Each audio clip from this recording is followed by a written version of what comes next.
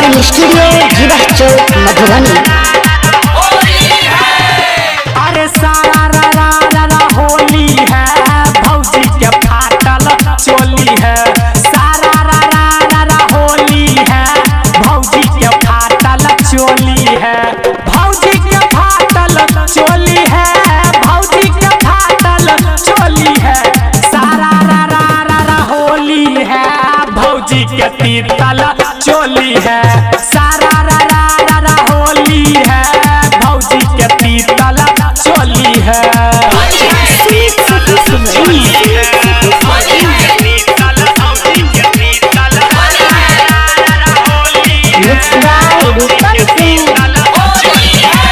घोर पिचकारी में हरियर रंग हो, रंग देवे भौजी के सारा उमंग हो। सारा उमंग हो, सारा उमंग हो। घोर पिचकारी में ललका रंग हो, रंग देवे भौजी के सारा उमंग हो। साथ में मेरा पूरा टोली है, साथ में मेरा पूरा टोली है।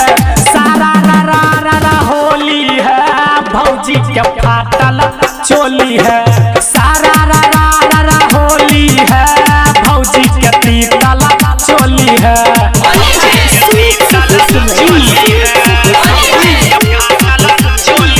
रूपम रिकॉर्डिंग स्टूडियो जीवा चौक मधुबनी। अरे गोर दुनु गाल लागे छै पुआ, ढोरी बुझाई छै जेना कि कुआ, जेना कि कुआ, जेना कि कुआ। अरे गोर दुनु गाल लागे छै पुआ, ढोरी बुझाई छै जेना कि कुआ।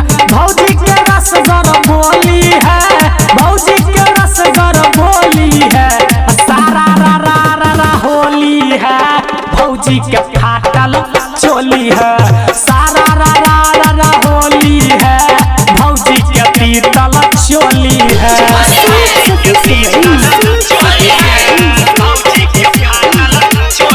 रूपम रिकॉर्डिंग स्टूडियो जीवा चौक मधुबनी।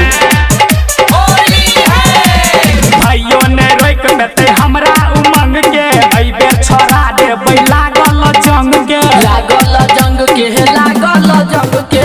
भाइयों ने रोक देते हमरा उमंग के, अई बेर छोड़ा देबै लागल जंग के। प्रिंस घनश्याम कहे भोली है, लागल रंग भौजी भोली है। सारा रा रा रा रा होली है, भौजी के फाटल चोली है। सारा रा रा रा रा होली है, भौजी के पीतल चोली है।